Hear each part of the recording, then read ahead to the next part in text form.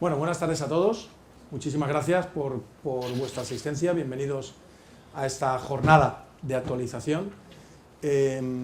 Os voy a introducir un poquito qué es lo que vamos a hacer y ya empezamos directamente con las ponencias, que es la auténtica sustancia de la jornada. Y os cuento que, bueno, pues que lo llamamos jornadas porque venimos haciendo otras jornadas, pero hoy va a ser una sola jornada. Vamos a estar juntos aquí esta tarde, que llevamos haciendo ya durante varios años en diferentes colegios de médicos. Empezamos aquí al ladito, en Alicante, porque yo vivo allí y me resultaba más fácil organizarlo en mi colegio, pero a partir de ahí pues empezamos a ir a otras ciudades y hemos estado ya en Granada, en Madrid, en Barcelona, en Oviedo, en León, en Santander, en muchas ciudades organizando el mismo esquema, que consiste en hacer una jornada como la de esta tarde, una jornada en la que vamos a hablar de salud, de nutrición. En ocasiones se habla un poquito más de patologías, en ocasiones se habla un poquito más de deporte. Por ejemplo, la de Madrid la hicimos monográfica de deporte por una serie de coincidencias, pero entre otras cosas porque yo contaba con gran cantidad de compañeros. Yo soy especialista en medicina de deporte, que estaban en clubes importantes y era un momento en que estaba pues, un poquito en boga la nutrición deportiva. Hicimos una jornada entera de nutrición deportiva, ¿no? Pero por lo general lo que hacemos en estas jornadas es intentar transmitir algunas de las áreas que creemos que son importantes de confluencia de la nutrición con la actividad de los profesionales de la salud. Por supuesto, si ese profesional de la salud es un nutricionista, pues sería todo, pero si es un médico, a lo mejor no tan todo, pero sí en muchas cosas. El médico sigue siendo la principal referencia para los pacientes en temas de salud y el paciente pues, considera que su nutrición en muchas ocasiones es un tema de salud y acude a su médico para ese consejo. Y por desgracia, pues todos sabemos que, en la formación académica de la carrera de medicina, pues la nutrición como tal no existe, ¿no? Entonces, la formación es un poquito limitada, a lo que en determinadas asignaturas de determinadas patologías, pues algunos de nuestros profesores nos pueden haber comentado, pues a lo mejor un poquito más en el área de endocrinología, o un poquito más en otras áreas, pero no demasiado, ¿no? Entonces, creemos que es interesante despertar de nuevo esa curiosidad en todos los profesionales de la medicina sobre la nutrición, porque bueno, pues la misma Organización Mundial de la Salud lo reconoce como uno de los factores fundamentales para la salud, tanto la nutrición como el estilo de vida, sobre todo desde el punto de vista de la actividad física, y vamos a hablar pues un poquito de todo eso, ¿no? En principio, mi charla, que va a ser la primera, se titula Sinergias entre nutrición y ejercicio en el cuidado de la salud, que yo creo que son las dos asignaturas que un poquito tenemos pendientes los médicos y son las dos asignaturas a las que un poquito pues he decidido yo dedicar mi actividad profesional, ¿no? Entonces yo creo que es muy importante que entendamos que esa vigilancia de la nutrición y esa actividad física son muy importantes para la salud y debemos pues o bien tener un conocimiento más profundo de ellas o bien tener el suficiente conocimiento para darnos cuenta de esa importancia y poder diferir a la gente a otro tipo de profesionales. Hablo como médico, pues en ocasiones lo que tenemos que hacer es diferir a un paciente a un nutricionista para el ajuste de ese tipo de cosas. Entonces vamos a tener a lo largo de la tarde, vamos a tener distintas charlas con distintos enfoques. La mía, ya os digo, va a ser un poquito lo que versa el título, pero vamos a hablar también un poquito de la obesidad, porque es el principal problema de salud con el que nos encontramos en nuestros días, y vamos a hablar de algunas cosas concretas en nutrición. Vamos a hablar un poquito de omega 3, vamos a hablar un poquito luego más a fondo de nutrición deportiva, desde el punto de vista del día a día de la nutrición, de cómo aplica la nutrición deportiva un médico de un equipo de fútbol, y vamos a hablar incluso del el sustrato fisiológico de algunos aspectos de la nutrición, en concreto pues en un área en el que la Universidad de Valencia es puntera en tema de investigación, que es el tema de los antioxidantes. Entonces, bueno, pues vamos a intentar. No queremos abarcar todo porque no podemos, pero queremos dar un punto de vista amplio y dinámico de lo que es la nutrición, como digo yo, un poquito más para despertar conciencia que para sentar cátedra, ¿de acuerdo? Entonces, de lo que se trata es de que veamos que hay cosas de las que preocuparnos y que hay información y que hay muchas publicaciones, hay mucho conocimiento y mucha aplicación práctica de ese conocimiento. Entonces, que empecemos a cambiar nuestro enfoque, nuestra visión de la nutrición dentro de nuestra actividad profesional, tanto, bueno, pues supongo aquí hay médicos, hay fisioterapeutas, nutricionistas, distintos profesionales del ámbito de la salud, pues que veamos ese enfoque que en el fondo tiene que ser multidisciplinar, pero que lo que tiene que ser común es la importancia que le tenemos que dar al hecho de la nutrición. Entonces yo voy a hablar de sinergias entre nutrición y ejercicio, y es un tema que me encanta porque sinergias de esas palabras que cuando yo la escuché por primera vez creo que en la asignatura de farmacología, cuando te hablaban de las sinergias, y si mal no recuerdo, la que más me llamó la atención fue la famosa sinergia entre el paracetamol y la codeína. Y yo decía, ¿esto qué tendrán que ver, no? Y decía, bueno, pues que el paracetamol es analgésico, la codeína es analgésico, pero el paracetamol y la codeína son más analgésicos de lo que serían capaces de ser cada uno de ellos por separado. Y me pareció un concepto muy bonito. Dije, pues mira, además tiene como mucha relación con el deporte, ¿no? Es el concepto de trabajo en equipo. Los buenos entrenadores de baloncesto te dicen que un equipo de baloncesto está jugando bien cuando el equipo juega mejor que los 5 jugadores solos. Es decir, cuando las estadísticas del equipo están por encima de las que lograría cada uno de esos jugadores independientemente. Y se trata de eso, de trabajo en equipo. Entonces hay una sinergia muy importante entre la nutrición y el ejercicio, y es eso, es cuando la acción de 2 o más causas, el efecto sumatorio de esas 2 o más causas es superior a la suma de los efectos individuales. La nutrición veremos que tiene un efecto muy importante sobre la salud a todos los niveles, a nivel preventivo, pero incluso a nivel terapéutico.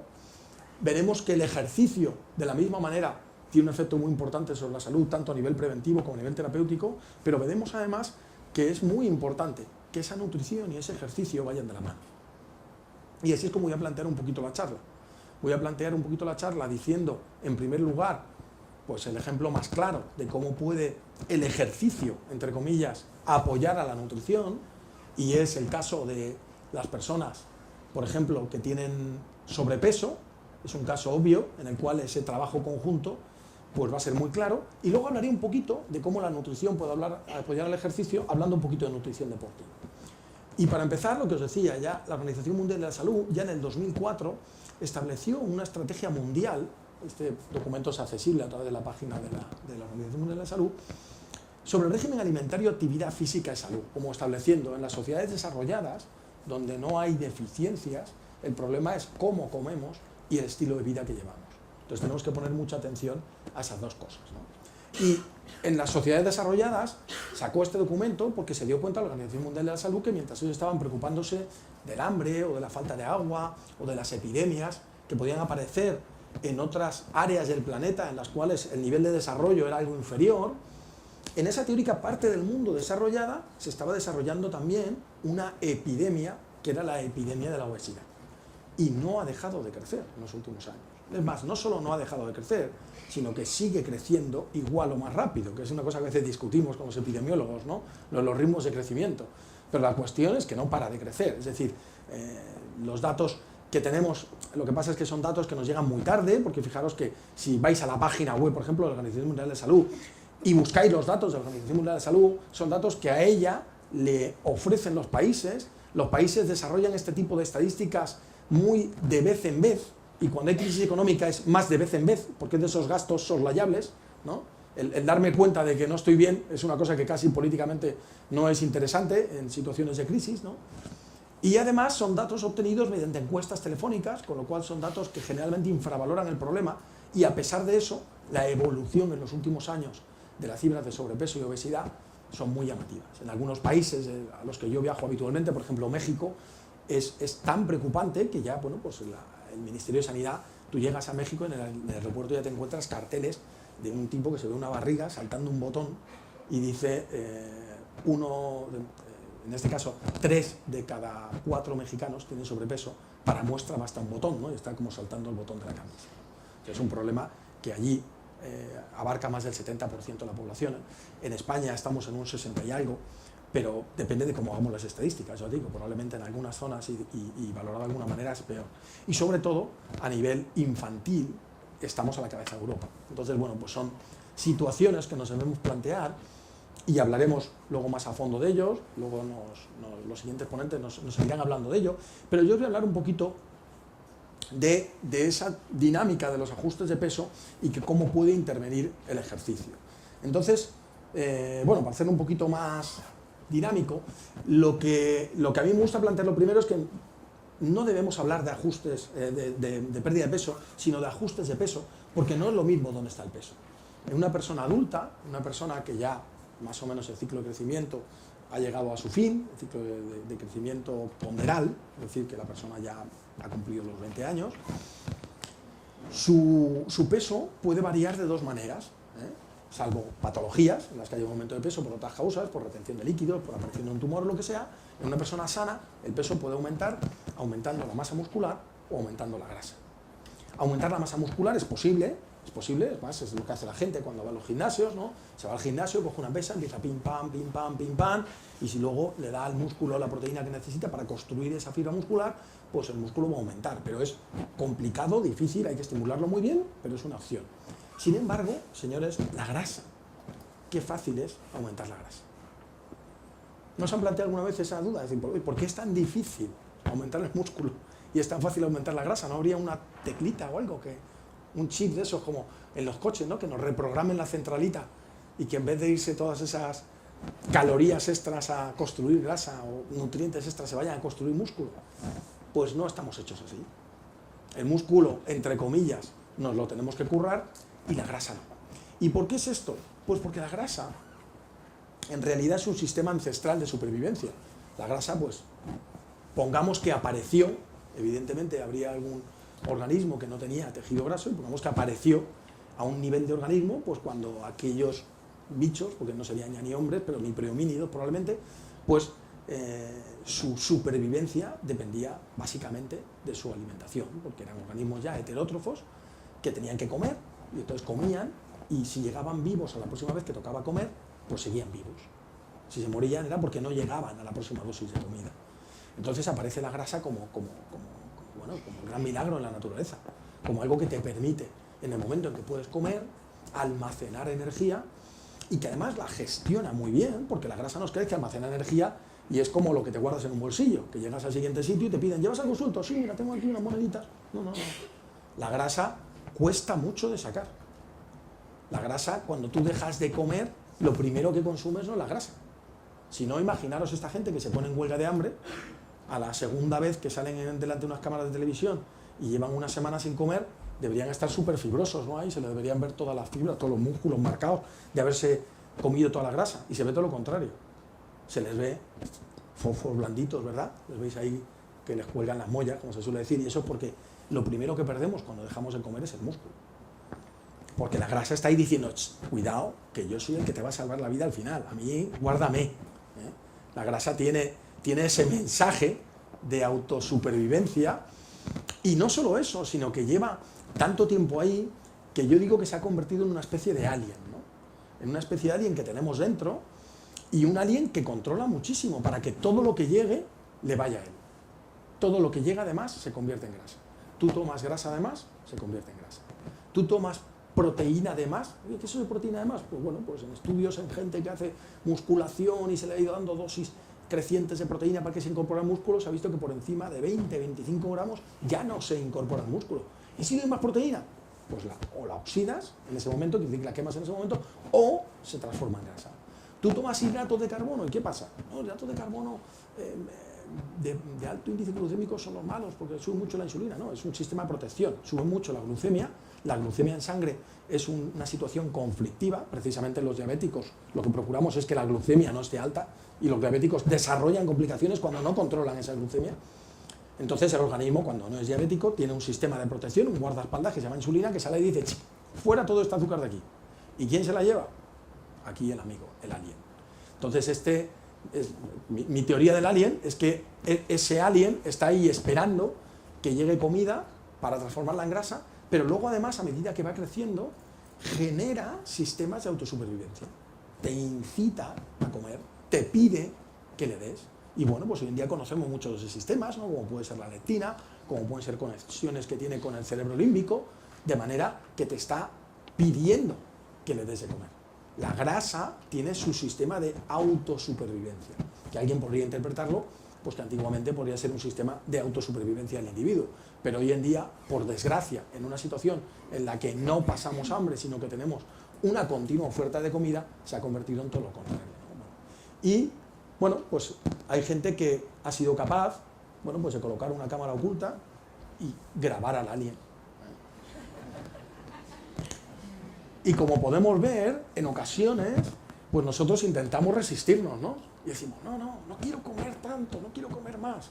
Pero el alien desarrolla estrategias, se busca las vueltas, encuentra la manera, ¿no?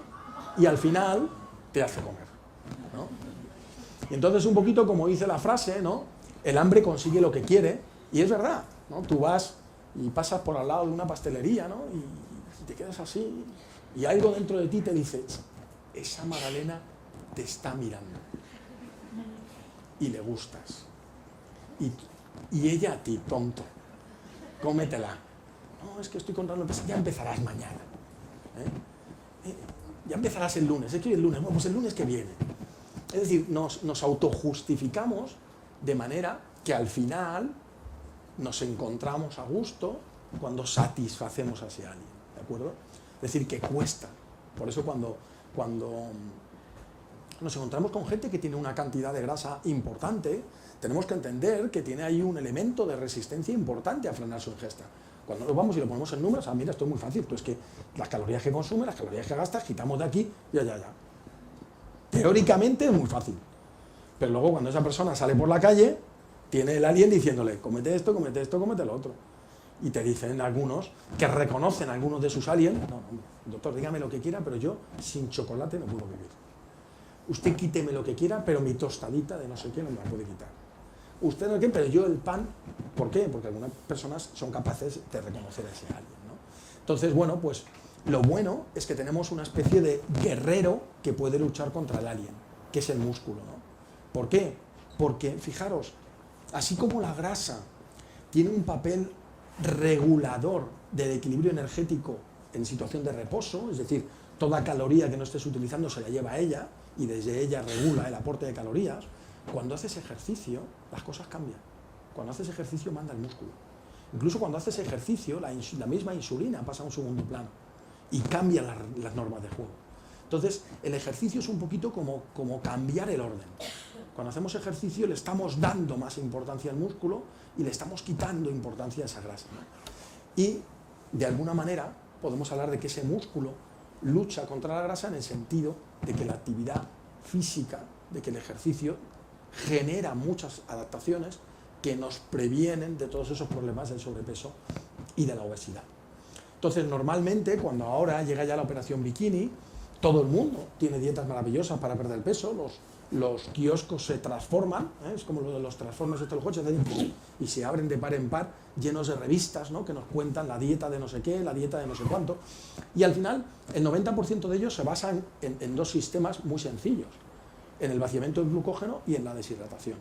Si tú no bebes en un organismo que está compuesto en un 60% de agua, o tú dejas de comer hidratos de carbono en un organismo que tiene una reserva de hidratos de carbono relativamente importante y que además se conservan hidratados, es decir, que si tú vacías la reserva también vacías todo ese agua que está con los hidratos, tú tienes una manera muy sencilla de perder peso muy rápido. Pero es una pérdida de peso falsa, porque tú no estás eliminando componente graso. Tú estás haciendo una pérdida de peso temporal, tarde o temprano, y cuanto antes mejor, deberías recuperar tu correcta hidratación o deberías recuperar tus reservas de hidratos de carbono, sobre todo si quieres hacer ejercicio, ¿de acuerdo? Entonces, a pesar de eso, funciona. A corto plazo, o mirando la báscula, tú dejas de tomar hidratos de carbono o tú dejas de beber, y más si haces las dos cosas, si dejas de tomar hidratos de carbono y disminuyes mucho tu hidratación, y tú vas a perder peso. Y entonces, claro, tú mirando la báscula te quedas tan contento porque pierdes peso. Pero si tú te haces un correcto estudio de composición corporal, verás que tu masa grasa no está disminuyendo. Entonces no estás obteniendo los objetivos que de verdad teníamos, ¿no? Pero bueno, ya os digo que se hablará un poquito más de esto. Entonces, frente a esos atajos, la realidad es que cuando tú pierdes peso, pierdes tejido graso y tejido muscular. ¿Y cómo podemos modificar esto? Bueno, pues fijaros, sabemos que cuanto más brusca es la pérdida de peso, cuando yo de repente dejo de comer de golpe, voy a perder más tejido muscular. ¿Por qué? Porque el organismo levanta el cartel de la crisis y dice, señores, no hay nutrientes, no hay de nada, señor, hay que ahorrar, baja el metabolismo basal, vas a perder menos peso, vamos a ahorrar la grasa, esto es como el corralito en Argentina, las reservas ni tocarlas, porque no sabemos lo que puede durar esto, y vamos a eliminar a la parte de mi organismo que más energía me consume. Y la masa muscular consume muchísima más energía, una célula muscular, que una célula de tejido graso. Entonces yo voy a eliminar las células de músculo porque además como no me muevo, no las necesito, voy a eliminarlas porque me gastan mucho más. luego voy a perder mucho más tejido muscular si de repente dejo de comer. Si además no hago ejercicio, precisamente porque no voy a utilizarlo, voy a considerarlo más absurdo el tenerlo ahí, no voy a tener un estímulo de fabricación, todos los tejidos del organismo tienen lo que llamamos un turnover, es decir, todos los tejidos del organismo no son estáticos, se están continuamente renovando, y claro, la parte de destrucción y de fabricación son iguales, pues nosotros no apreciamos cambio, porque el tejido más o menos se mantiene, pero si aumentamos o disminuimos uno de los dos lados, cambia el equilibrio. Si yo hago ejercicio y hago mucho ejercicio, ¿qué consigo? Un turnover positivo, yo aumento mi masa muscular, pero si yo de repente quito nutrientes y además dejo de hacer ejercicio, con lo cual creo un ambiente un poquito que podríamos llamar cortisolémico y al mismo tiempo no hago ejercicio, aumento el catabolismo, disminuyo el anabolismo, luego el turnover se va al revés, yo pierdo más masa muscular. De la misma manera, por una cuestión de actividad por productos, que ocurre en todas las reacciones químicas, cuanto menos materia prima tengo para hacer nuevos músculos, más freno ese anabolismo y más estimulo el catabolismo, porque al no recibir proteínas por otras fuentes, mi organismo, cuando necesita proteínas, las va a obtener de mis propios músculos, porque el organismo no tiene reservas de proteínas, o como dirían algunos, no, la reserva de proteínas es el músculo. Bueno, pues te tienes que autocomer a ti mismo esos músculos para obtener esos aminoácidos. Con lo cual, si intentamos frenar todo esto, es decir, hacer una pérdida de peso programada, valorándola a largo plazo, un cambio de estilo de vida, con ejercicio. Y aquí hay un detalle que hay que cambiar, y es que casi siempre nos han dicho que el ejercicio de salud es ejercicio de baja intensidad, todo lo contrario. Cuanto más estamos estudiando la relación de la intensidad con los efectos que tiene el ejercicio para la salud, estamos descubriendo que cuanta más intensidad, mejor. Y alguien me dirá, hombre, pero es que la intensidad también es un factor que se puede asociar al riesgo. Bueno, en determinadas patologías, en determinadas situaciones sí, por eso en determinadas situaciones ese ejercicio tiene que estar prescrito por un profesional. Pero en general, entender que no es verdad eso de que el ejercicio de salud es un ejercicio de ligero a moderado. El ejercicio es tanta más salud cuanto más intenso. Porque en realidad lo que es salud es el grado de adaptación que consiga. Y el grado de adaptación va a depender directamente de la intensidad del ejercicio. Y con una dieta ajustada en proteínas, con una dieta que me dé las proteínas que necesito para ese anabolismo, esa va a ser la situación que me va a hacer perder el mínimo tejido muscular y por lo tanto relativamente el máximo tejido graso. Y eso ya hace mucho tiempo que se ha constatado en muchos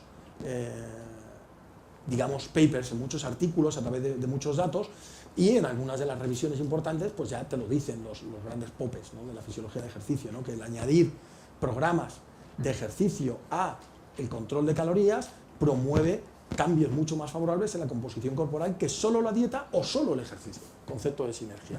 Y además que la proteína tiene es un factor muy importante para el mantenimiento de la masa libre de grasa, de lo que me haya mostrado. Por lo tanto, si lo que quiero es bajar de peso perdiendo grasa y manteniendo masa muscular, necesito una dieta adecuada en proteínas, que no es alta, es adecuada.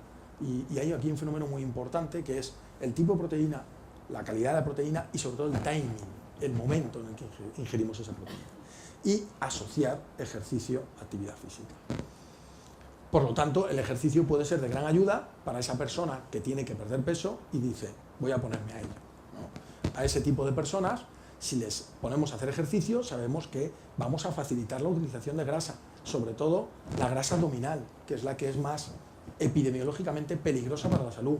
Va a mejorar otra serie de factores, por ejemplo, todo el desarrollo de las intolerancias a la glucosa, que tiene mucha relación con la disminución y el mal funcionamiento de los famosos receptores GLUT4, que en cuanto a cantidad, la mayor cantidad de receptores GLUT4 se encuentran en las células musculares, va a aumentar el metabolismo basal al aumentar la masa muscular y además, desde el punto de vista psicológico, va a mejorar la adherencia a programas. Incluso, aunque una persona que se pusiera a hacer ejercicio no estuviera controlando bien la dieta y no estuviera perdiendo peso, el nivel de riesgo de todas las enfermedades asociadas al sobrepeso disminuye muchísimo por el mero hecho de hacer ejercicio.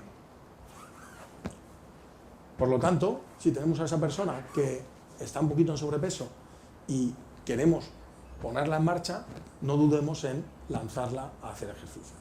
Obviamente, desde una piscina así nos apartamos primero a un lado, porque va a salir un tsunami de ahí que no quiero ni pensar.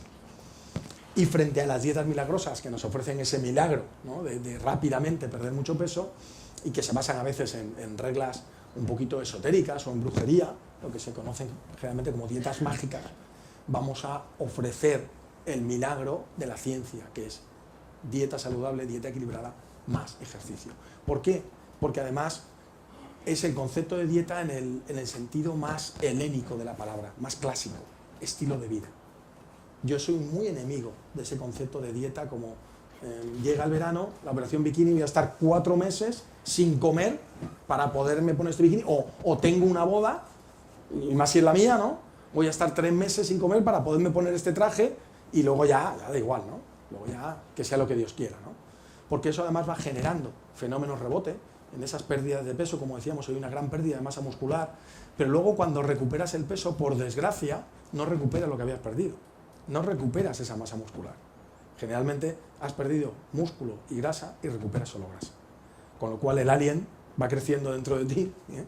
Y se va haciendo más dueño de ti y te impide ser, como diría Madiba, ¿no? El capitán de tu alma y el dueño de tu destino. Se convierte en tu jefe, ¿no? Sin embargo, cuando cambiamos el estilo de vida y vamos al revés, lo que estamos haciendo es transformar la manera de abordar la alimentación, de abordar el ejercicio de esas personas, crear un hábito mucho más saludable, que es para siempre, que además es heredable. Porque yo siempre se lo digo a la gente, si es que hoy en día a ti que tus hijos hereden acciones, no vale para nada. Si mañana de repente resulta que la empresa era de mentira y no tienes nada, lo único que siempre vas a tener contigo es tu salud. Lo que más nos tenemos que digamos que emperrar en dejar en herencia es cultura, es salud, es cariño, es esas cosas que no las vamos a perder nunca, ¿no? Y dentro de la salud, la más importante es el estilo de vida, tanto desde el punto de vista de la nutrición como desde el punto de vista de la actividad física, esa cultura de la salud. ¿Y qué tipo de ejercicio? Pues señores, al final podemos hacer cualquier cosa. Toda la vida se ha dicho que había que hacer ejercicio aeróbico. No es verdad, como ya les he dicho. No es verdad, pero tampoco es mentira. ¿Por qué? Porque el ejercicio aeróbico es el más sencillo, porque somos seres aeróbicos. Estamos programados para ser aeróbicos, para funcionar oxidando, para funcionar quemando, para obtener una gran cantidad de energía de esa manera y además de una manera que altera muy poquito nuestra homeostasis. Nuestros otros sistemas energéticos, nuestras otras maneras de obtener energía acaban alterando nuestra homeostasis. ¿Eso quiere decir que no podemos utilizarla? Sí, pero en un plazo corto de tiempo. A la larga somos aeróbicos. Por lo tanto, no está mal hacer ejercicio aeróbico, ¿eh? Va a aumentar el gasto calórico, va a ser mucho más tolerable y va a favorecer la movilización de las grasas. Pero eso no quiere decir que no hagamos, por ejemplo, ejercicio de fuerza. ¿Qué interés tiene el ejercicio de fuerza para perder peso? Pues fundamentalmente mantener esa masa muscular. Y además el ejercicio de fuerza, depende de cómo lo diseñes, puede gastar muchas calorías. Porque puedes hacer un trabajo en circuitos con grandes grupos musculares y puedes estar gastando muchas calorías. Y sobre todo, en los últimos años ha entrado muchísimo lo que se llama el ejercicio interválico. Bueno, pues antiguamente, digo antiguamente porque esto ya es antiguo, lo del spinning o el indoor walking, porque las últimas revoluciones de ejercicio interválico son todo lo que sería el cross training o lo que llaman los americanos el insanity o este tipo de actividades de alta intensidad también que trabajan de una manera interválica, ¿no?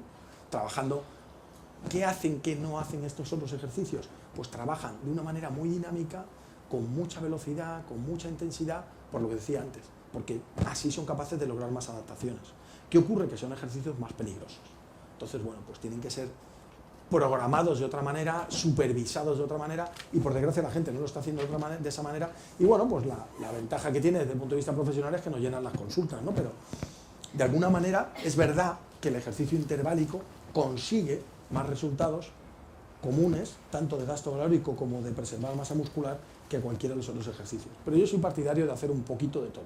En mi caso concreto, yo descubrí un deporte que me parece que es parecido a lo que sería el trabajo interválico por el tipo de entrenamiento que llevamos, que es el remo, pero es un deporte que tiene un alto componente muscular y al mismo tiempo tiene un alto componente aeróbico y no tiene impacto, que es lo que yo creo que teóricamente hay que buscar, ¿no? Ejercicios que tengan poco impacto y que nos den un componente cardiovascular y nos den un componente de fuerza. Y si no lo podemos encontrar en un tipo de ejercicio, combinar actividades de entrenamiento de manera que trabajemos en todas esas áreas, ¿no? Clásicamente parecía que el ejercicio aeróbico gastaba más energía porque es que nosotros medíamos el gasto de energía como consumo de oxígeno. Claro, si mides el gasto de energía como consumo de oxígeno, la actividad que consume oxígeno, que es la aeróbica, te parece que es la que más energía gasta. Pero desde que hemos aprendido que hay que medir ese consumo de oxígeno también que queda luego en deuda, o el déficit post-ejercicio de ese consumo de oxígeno, el exceso post-ejercicio, y que podemos también hacer una estimación a partir del ácido láctico que producimos, de la cantidad de energía que estamos obteniendo por la vía aeróbica o que vamos a implicar la vía aeróbica. Bueno, pues cuando se hace esto, pues hay gente que ha mostrado cómo frente a esa visión que el aeróbico consume más, cuando solo mido el oxígeno, esto sería un ejercicio aeróbico, que sería si yo recorriera esta tarima, digamos andando o a un trote ligero, a una actividad que llamaríamos aeróbica, pues gastaría 120 kilojulios, ¿no? Una tarima no sería una distancia más larga. Y esto sería lo que ocurriría si yo hiciera un ejercicio interválico, de sprints intermitentes. ¿Qué quiere decir? Que yo en vez de ir de aquí a allí a un trote mantenido, lo que haría es una carrera, para ahí un poquito, otro trocito de la carrera. Entonces, si yo mido el consumo de oxígeno cada vez que estoy corriendo, en la vez que estoy corriendo continuo y en las veces que hago sprint intermitentes, resulta que el consumo de oxígeno en esos sprint intermitentes es muy bajito. ¿Por qué? Porque son muy cortos y no da tiempo. El consumo de oxígeno, cuando tú empiezas una prueba de esfuerzo, empieza a subir, no da tiempo de subir. Entonces parece que no estoy consumiendo energía. Pero si yo me dejo la máscara puesta y mido el déficit post-ejercicio, es decir, la deuda que he creado, resulta que ya me doy cuenta de que hay ya un consumo mayor que este. Pero si es que si encima le sumo la cantidad que puedo estimar a partir de los niveles de ácido láctico alcanzados por la vía anaeróbica, resulta que el gasto de energía es mucho mayor en un ejercicio intermitente que en un ejercicio aeróbico, haciendo el mismo ejercicio. El trabajo físico que he hecho es el mismo, desplazar mi cuerpo de aquí hasta allí, pero la manera de hacerlo ha cambiado. Y esto, si nos lo hubieran preguntado intuitivamente, aunque todo el mundo nos decía que lo que gastaba era lo aeróbico, hubiéramos pensado lo mismo. Imaginaros que el cuerpo es un coche que está consumiendo por su combustible. ¿Cómo gastas más gasolina en un coche? Si tú te subes al coche y vas a una velocidad moderada, mantenida, o si vas continuamente pegando acelerones y frenadas, ¿cómo gastas más? Porque el ir a una velocidad baja y mantenida es mucho más eficiente. Pero precisamente en una persona que quiere perder peso, no queremos eficiencia. Y hemos hecho una mala traslación de un concepto de la alta competición, por ejemplo, un ciclista o un maratonista o un maratoniano, que queremos que haga una prueba, sí queremos que sea eficiente. Queremos que ahorre energía. Pero una persona que quiere perder peso, ¿quiere ahorrar energía? No. Por eso un maratoniano sí intenta ir a una velocidad mantenida. Y sí que una de las maneras que otro maratoniano que sabe a lo mejor que va a llegar antes que él, intenta romperle haciéndole cambios de ritmo. Porque sabe que le va a hacer quedarse sin gasolina. ¿Vale? Pero ahí el objetivo es conseguir con esa gasolina que llevas en tu cuerpo el máximo rendimiento. Pero una persona que quiere perder peso, el objetivo no es rendimiento, el objetivo es gastar. Es como pues, si te fueras a unos centros comerciales y dijeras, mira, mi objetivo, me han dado X mil euros y me los tengo que gastar. Pues gastar. Y gastar lo hace mucho más el organismo haciendo ejercicio intermitente. ¿Ok? Bien, entonces, como decíamos, podemos hacer cualquier ejercicio, pero es interesante en cuanto las personas lleguen a un nivel de condición física que se lo permita, que hagan ese tipo de ejercicio intermitente. Pero mucho cuidado con algunas situaciones que se dan en las personas con sobrepeso. Por ejemplo, pues las personas con sobrepeso generalmente tienen problemas articulares por su sobrepeso. Por ejemplo, a nivel de rodillas. Entonces, si tú le dices, mira, el ejercicio que tú vas a hacer es caminar, que es una recomendación muy habitual de los médicos, bastante poco acertada, y esa persona tiene sobrepeso, pues le vamos a destrozar las rodillas. Entonces tenemos que evitar ese ejercicio de impacto, ¿de acuerdo? Y mucho menos correr, claro. Y además de eso, yo siempre soy partidario de que al inicio de personas que normalmente no hacen ejercicio, por un problema de programación de la máquina, porque como no hacen ejercicio, normalmente no saben ni dónde está su pelvis, ni dónde están sus rodillas, ni lo que es el core, todas estas cosas que hablamos en el mundo de los gimnasios. Como no lo saben, yo les recomiendo que inicialmente hagan sesiones de ejercicio, de yoga, de pilates, de alguna actividad postural que les permita recobrar el control y la conciencia de su aparato osteomuscular para entonces empezar a moverlo. Es como decirles, oye, antes de empezar a conducir el coche, sácate el carné. Pues esto es lo mismo, hay que sacarse el carné del cuerpo, porque hay gente que lo usa tan poco que no debería tener el carné del cuerpo, porque no sabe usarlo, ¿de acuerdo? Entonces intentan correr o intentan hacer determinados ejercicios, se hacen daño. Y les viene muy bien porque dicen, ¿lo ves? Te dije que el ejercicio no era bueno. No, no es bueno hacerlo así, pero si lo hicieras correctamente, sí hubiera sido bueno. Bien, pero no olvidemos nunca que aunque añadamos el ejercicio, la clave para el control de peso sigue siendo el control de calorías. ¿De acuerdo? Entonces el ejercicio, especialmente ejercicio intenso, como os decía antes, va a ayudar a mantener esa masa muscular, va a ayudar a aumentar el consumo de energía y va a ayudar a mantenerse en el programa. Pero si yo a una persona le digo, ponte a hacer ejercicio y no le digo que controle su ingesta calórica, esa persona no va a perder peso. ¿De acuerdo? ¿Va a mejorar su salud? Probablemente sí, pero no va a perder peso. Bien, entonces, ejercicio y control de las calorías. Y ahora nos vamos al otro lado. ¿Cómo puede la nutrición ayudar al ejercicio? Bueno, pues en principio simplemente manteniendo la salud del individuo, es decir, haciendo que ese deportista tenga todos los nutrientes que necesita, que tenga toda la energía que necesita, que evite problemas por defecto. El problema más habitual nutricional en deportistas, sobre todo deportistas del sexo femenino, es la anemia. ¿Por qué? Pues porque es un nutriente que es escaso en la naturaleza, que además se absorbe de una manera, digamos, limitada y además heterogénea, es decir, no todo el mundo absorbe la misma cantidad de hierro, que además va asociado en su metabolismo a otros dos nutrientes como son la vitamina B12 y el ácido fólico, que también tienen una absorción muy variable de unas personas a otras, y por lo tanto pues es fácil que se desarrollen déficits nutricionales cuando la persona intenta llevar un régimen bajo en calorías simplemente restringiendo la cantidad de comida. Sobre todo en los tiempos actuales en los que la comida cada día es más pobre en nutrientes y es más monótona. Entonces eso es relativamente habitual. Pero luego también es muy importante para un deportista mantener el correcto peso, composición corporal. Yo estaba en algunos equipos en los que se multaba a los jugadores si pasaban por encima de un sumatorio. La manera que lo hacíamos era medíamos una serie de pliegues grasos y si un jugador pasaba por encima de un número, se le ponía una multa. Se funciona así a veces en los equipos profesionales, ¿no? El deportista profesional entiende argumentos de mucho tipo, pero el que mejor entiende es el económico. Tú dices, hay que venir a tal hora porque hay que sacarse sangre. ¿Vale, doctor? Entonces entre las 9 y las 10, no, a las 9. Bueno, vale, ya llegaré. No, a las 9 empieza la hora de multas. Todo el mundo a las 9. Si la hora de multas empieza a las 9 y media, la gente empieza a llegar a las 25. Entonces, parece que la hora de multas es algo como importante, ¿no? Entonces, en algunos equipos que los entrenadores dicen, no, a mí esto del peso no es opcional. Es muy importante, establecen multas, ¿no? Entonces, los jugadores es muy gracioso porque los jugadores te ofrecen chantaje. Cuando saben que no van a estar, te dicen, no me miras, pónmelo de la otra vez, y luego te invito a comer, ¿no? Y ese tipo de anécdotas curiosas, pero bueno, que saben que no se están cuidando y ellos saben que cuando les midas lo vas a detectar, ¿no? Entonces es importante para un deportista. Hay deportistas que no les cuesta nada, pero hay deportistas que les cuesta mucho mantener su peso. Probablemente porque en unos el alien es más poderoso que en otros, es lo que hay, ¿no? Pero sobre todo, lo que voy a hablar un poquito, porque ya voy a ir rápido, es de un concepto, digamos, que ha revolucionado la nutrición deportiva en los últimos años, que yo apliqué mucho en mi época como médico de estudiantes de baloncesto, y que a raíz de aplicar mucho ese concepto, pues me acabé ganando un sobrenombre en el mundo del baloncesto, que era el del doctor Batido. Me llamaban el doctor Batido. ¿Por qué? Pues porque la recuperación después del ejercicio es un tema que normalmente no se ha vigilado lo suficiente, ¿no?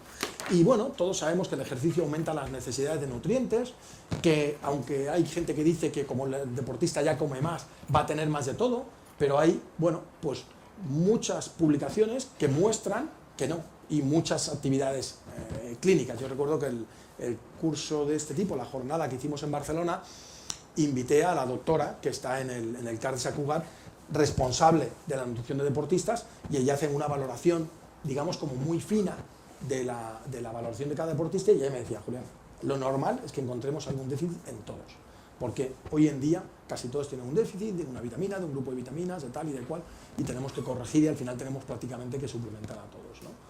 Pero bueno, la cuestión es que independientemente de eso, los deportistas siguen entrenando duro. ¿Por qué? Porque los deportistas cada día la exigencia es mayor, porque el deporte se ha convertido en una élite y llegar a esa élite es el deseo de todos. Todos quieren estar ahí y todos quieren ganar, claro. Todos los que están ahí además quieren ganar.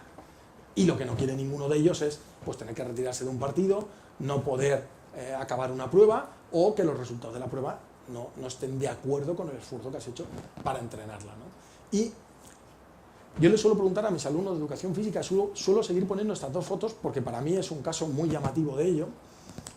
¿Dónde está la diferencia entre estos dos tipos, no? No sé si saben quiénes son.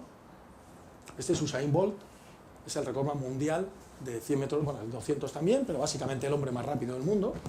El récord mundial de 100 metros y batió ese récord en un campeonato del mundo en el que se enfrentó a este señor, que es Tyson Gay, que aparte de tener mala suerte con el apellido y aparte de que le pillaron con el carrito del helado unos años después, y está ahora en el dique seco, en aquel momento era el mejor velocista americano y estaba en su mejor momento. Y entonces yo le digo a mis alumnos, oye, ¿y por qué este señor ganó?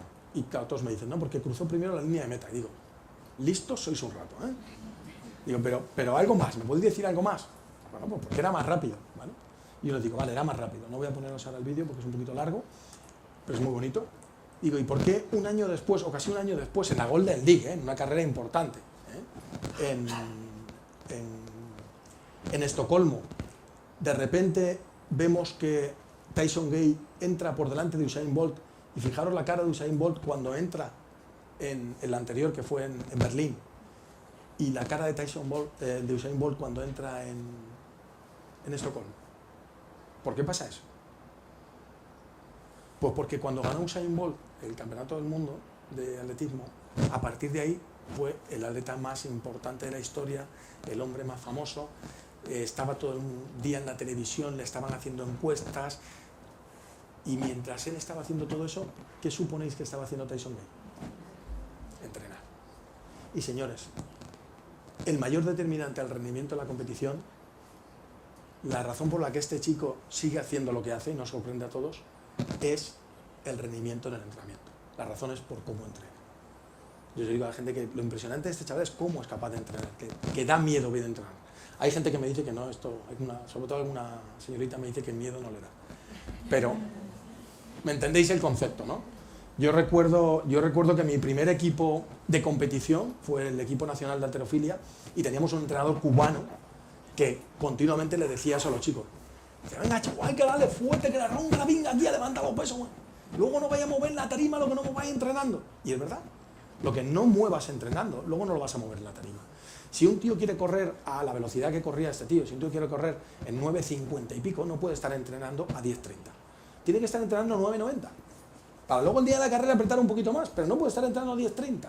Sí, el rendimiento de la competición va a depender del rendimiento en el entrenamiento. Por lo tanto, aunque debemos vigilar la nutrición de la competición, debemos vigilar mucho más la nutrición del entrenamiento. Porque el entrenamiento es lo que genera lo que vamos a hacer en la competición. Y lo genera a través de un mecanismo que se llama adaptación.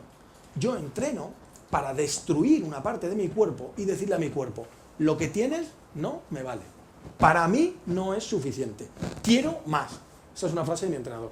El entrenador de remo, siempre que estamos haciendo una serie y estamos casi al final y ve que nos vamos a ir abajo, nos dice eso. ¡Quiero más! ¡Quiero más! Eso es lo que le estamos diciendo a nuestro organismo. ¡Quiero más! Y entonces destruimos, esto es como si vas a renovar un cuarto de baño, destruimos el viejo para construir uno nuevo que sea mejor. Y eso es lo que buscamos. Pero cuando estamos entrenando, estamos destruyendo lo que hay. Pero ¿qué ocurre? Que si somos capaces de asimilar esa orden, de convertir esa orden de destrucción en una reconstrucción, algo mejor, vamos a tener algo mejor al final. Pero para eso es clave cuando se construye, y se construye en la recuperación. Por eso es tan importante la recuperación, porque hay que programar esa recuperación, y esa recuperación necesita el descanso oportuno y la nutrición oportuna, para que, como si dijéramos el organismo, recupere las baterías. Porque cuando antiguamente se pensaba en recuperación, se decía, bueno, yo he entrenado, he gastado mi gasolina, lo que tengo que hacer es volver a poner gasolina. Pero si ampliamos la mirada, cuando en el Fórmula 1 se echaba gasolina, si ampliamos la mirada, aparte del tipo que estaba echando gasolina, si nos fijamos, hay casi 20 mecánicos alrededor del vehículo. O si vamos por la noche a un rally o a un París-Dakar, vemos que están... Yo estuve ahora en Sudamérica y estuve con varios de los competidores en el París-Dakar y me contaban eso, me decían, sí, Julián, la paliza no es solo la carrera, que es una paliza, es que llegas a trabajar con el coche. Y bueno, los mecánicos trabajan toda la noche, a ti te dejan dormir un ratito, pero tienes que explicarles lo que te ha pasado, dónde te ha fallado, qué ha habido, no sé qué, y tú en realidad acabas tu jornada a las 12 de la noche y vas a salir a las 5 de la mañana. Entonces, eso es una realidad también con nuestro cuerpo. Pero claro, cuando uno hace ejercicio una vez a la semana, luego puede tener todo el día el coche, una semana en el taller. Pero si tú entrenas todos los días, como no hagas bien ese trabajo de recuperación, al día siguiente el coche va a fallar un poquito más, y al día siguiente un poquito más, y al día siguiente un poquito más. Y eso en deportistas de cierto nivel se acaba traduciendo o en una lesión, que es un mecanismo de escape del organismo para salir de ese bucle, o en una fatiga crónica, que es peor todavía, porque cuando queremos revertirla es bastante complicado. Y para eso es importante que entendamos lo que pasa, que entendamos que el organismo necesita nutrientes en ese momento, justo cuando está entrenando, justo cuando acaba de entrenar.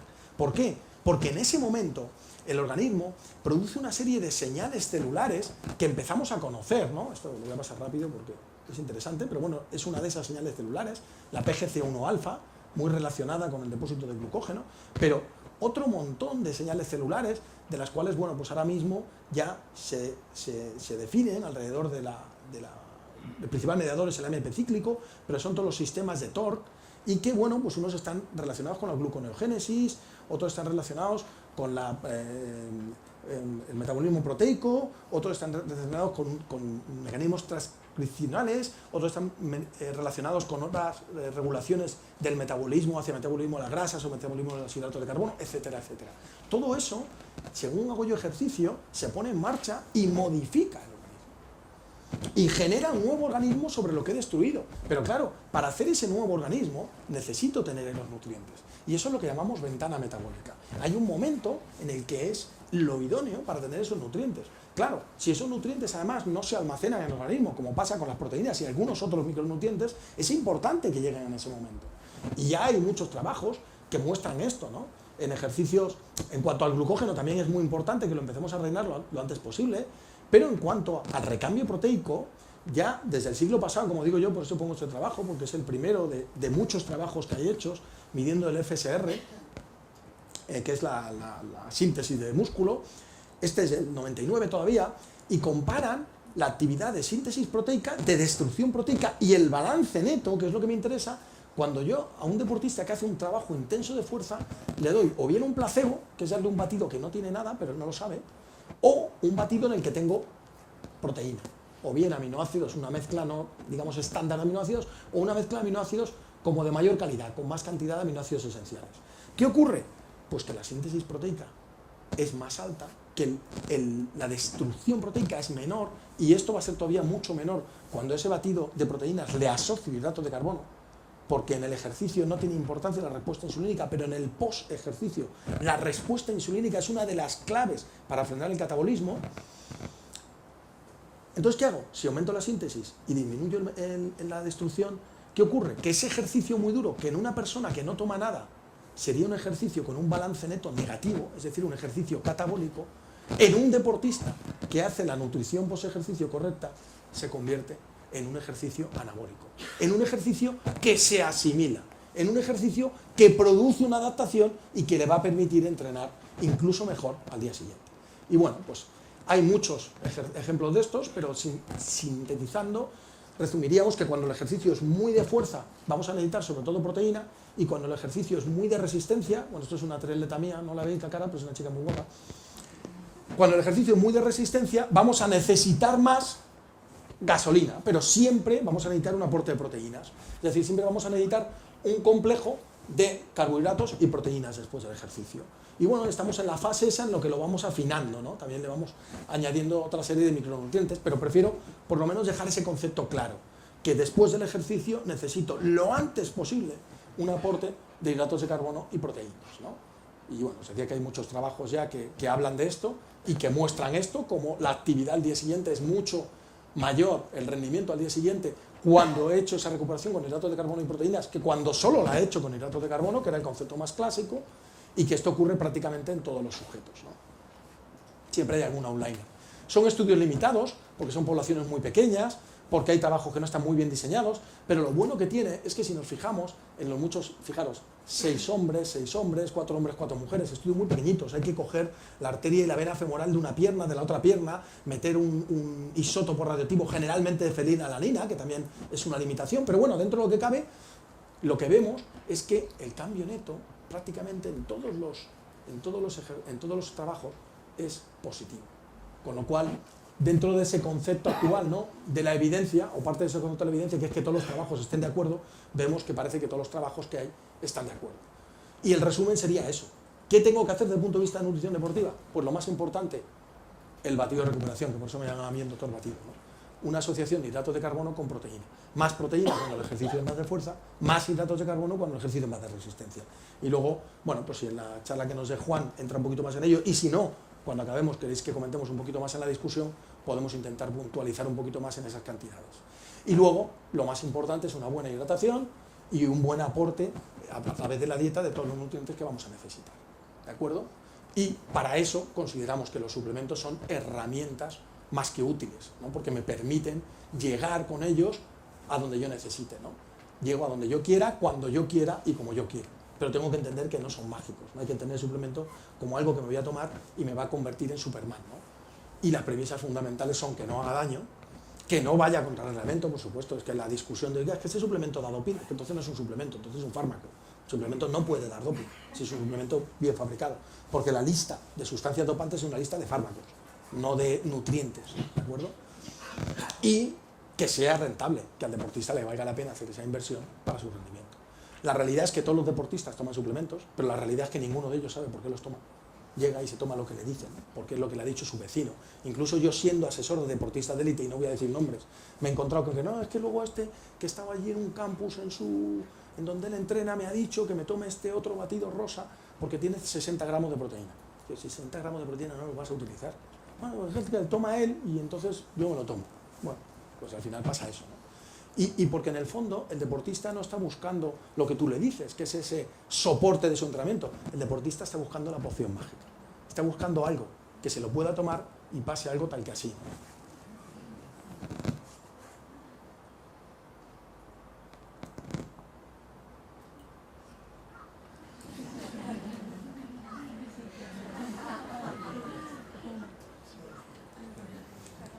La cara que se le queda al gato.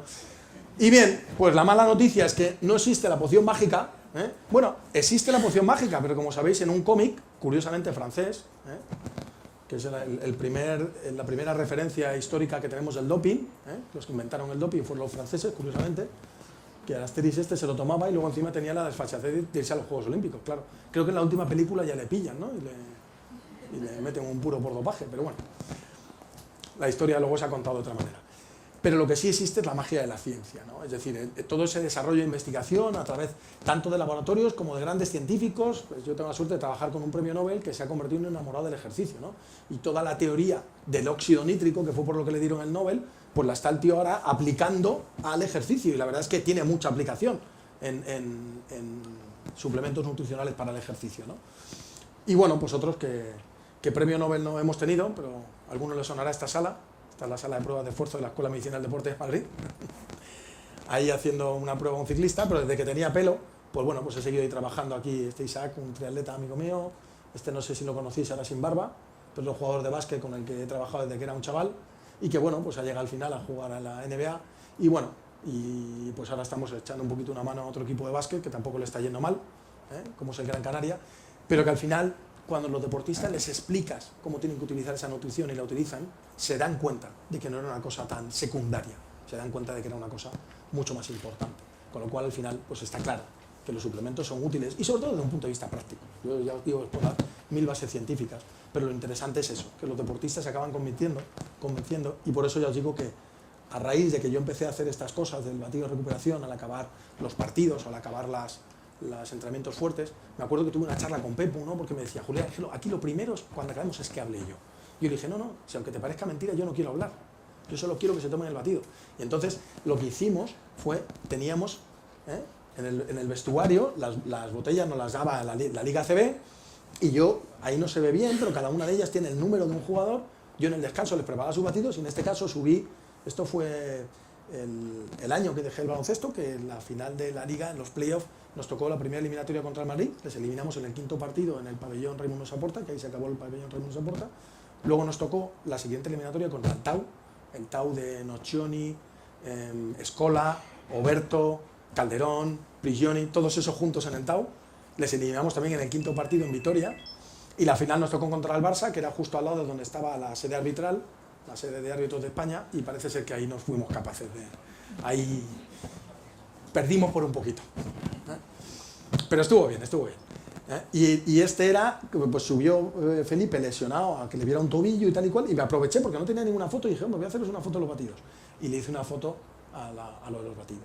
Y como ya os digo, pues bueno, pues hay suplementos nutricionales sin irse a cosas raras que son útiles, como os digo, los batidos de recuperación, las bebidas isotónicas, las barritas, la cafeína, la creatina, los alcalinizantes, los antioxidantes, algunas vitaminas, sobre todo la vitamina E cuando haces entrenamiento en altura o entrenamiento de alta intensidad, etcétera, etcétera. Y bueno, os hablaría un poquito de hidratación, pero estamos ya metidos en el tiempo y creo que nos vas a hablar también un poquito de ello, poquito, pero algo, vale. Bien, entonces lo vamos a dejar aquí, porque ya os digo que tenemos una tarde amplia, y vamos a pasar a la siguiente conferencia, y luego tendremos un pequeño break, y luego tendremos las 3 siguientes, ¿de acuerdo?